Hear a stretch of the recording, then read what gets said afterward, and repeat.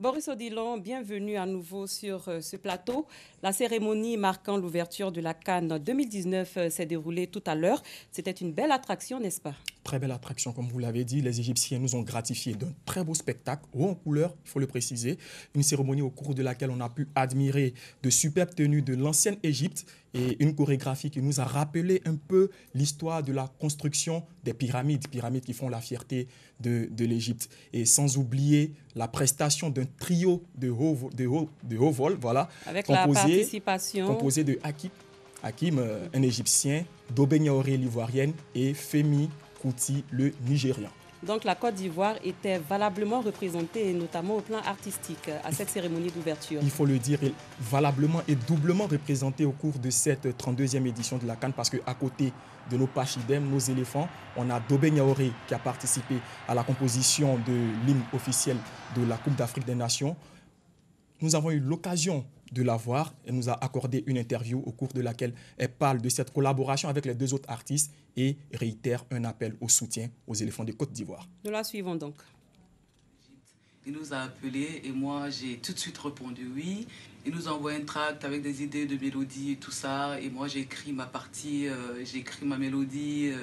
Et Femi pareil, et toutes les trois mélodies fonctionnaient très très bien parce que la base musicale était déjà créée par Hakim. Et c'était vraiment un fun parce qu'on s'est tous retrouvés dans cette mélodie, dans cette joie de partager, de jouer ensemble, de chanter ensemble. Une belle collaboration. Fier d'être parmi ces deux grands artistes pour cette chanson. J'ai donné tout ce que je pouvais parce que c'est une grande chance pour moi. Je suis avec les éléphants, je sais qu'ils jouent le 24 juin. Je sais que ce sont des battants, ils vont aller jusqu'au bout, ils vont donner le meilleur d'eux-mêmes, donc ça va bien se passer. J'ai confiance. Ça va très bien se passer selon Dobé Niaoré. Mais dis-nous, Boris, quelles sont ces grandes équipes qui vont s'affronter lors de cette CAN? Bon, déjà, comme Dobé Niaoré, moi, je suis avec les éléphants, vous pouvez le constater dans ma tenue. Voilà, il y aura 24 équipes au cours de cette compétition qui va se dérouler à compter de ce jour jusqu'au 19 juillet.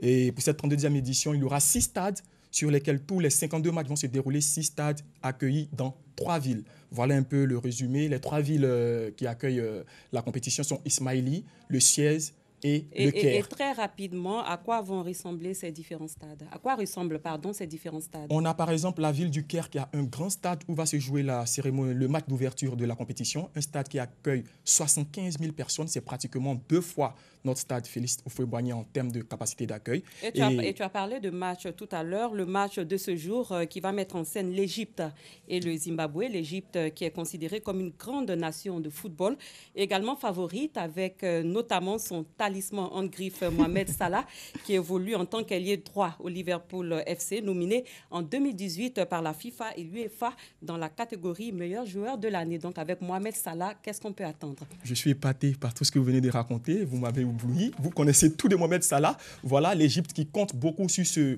le métronome de cette formation-là. Et Mohamed Salah qui, vous l'avez dit, a été 2 fois meilleur joueur africain. Actuellement, il est le détenteur du trophée du meilleur joueur africain. Et toute l'Égypte espère en ce joueur, toute l'Égypte espère remporter cette 8e étoile. Suivons ensemble cet élément. Doublement sacré meilleur joueur africain en 2017 et 2018 par la Confédération africaine de football, l'Égyptien Mohamed Salah est sur un nuage. Finaliste malheureux de la Ligue des champions européens 2018, le Pharaon a fortement contribué au sacre des Reds de Liverpool cette saison. Auréolé d'un parcours remarquable en club, Mo Salah porte les espoirs du peuple égyptien.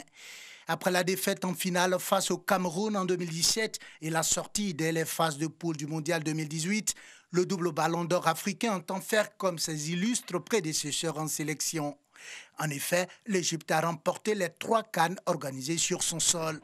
Au soir du 19 juillet, les Pharaons espèrent inscrire une 8e étoile à leur maillot. Et notre regard à nous est tourné vers la Côte d'Ivoire. Quelle place occupe ce pays dans cette compétition? Bon, pour moi, nous ne sommes pas favoris. Voilà, nous ne sommes pas favoris de cette compétition. Il y a 2 grandes nations, le Sénégal, le Cameroun, l'Égypte qu'on vient de voir, le Maroc de Hervé Renard, le Ghana. L'Afrique du Sud? C'est mitigé. L'Afrique du Sud, non, pas du tout. Mais on a eu aussi l'occasion de voir sur les réseaux sociaux une vidéo du meilleur buteur de l'histoire de la Coupe d'Afrique des Nations, Samuel Eto'o-Fils. Il nous livre ses favoris de la compétition. À la fin du tournois sont Nigeria, Égypte, Maroc, Cameroun. Mais, de mon point de vue, je pense que des équipes comme le Bénin vont nous surprendre, la Mauritanie. Ce sont des équipes qui jouent très très bien au football, qui ont pratiqué un très très beau football et qui ont mérité d'être là. Et je pense que ces équipes risquent de nous surprendre. Et maintenant, Boris, est-ce qu'on peut avoir un aperçu des matchs en ce qui concerne les matchs à venir? D'accord. Déjà, tout à l'heure, il y aura le match entre l'Égypte et le Zimbabwe. Et demain, le premier match de la journée sera le deuxième match du groupe A entre la RDC, République démocratique du Congo, et l'Ouganda. Ensuite, on aura dans le groupe B le Nigeria d'Obi Mikel qui va affronter le Burundi. Et le troisième match de la journée entre la Guinée et Madagascar. Donc, on attend impatiemment le lundi pour supporter la Côte d'Ivoire. Je suis déjà en maillot. Merci Boris Odilon. C'était Écho de Cannes, notre rendez-vous consacré à la Coupe d'Afrique des Nations 2019. Et ce sera tous les jours, comme je l'ai déjà dit, jusqu'à la fin de la compétition en compagnie de Boris Odilon. C'est la fin de cette édition. Merci d'avoir été des nôtres. Très bonne soirée. À demain pour une autre édition.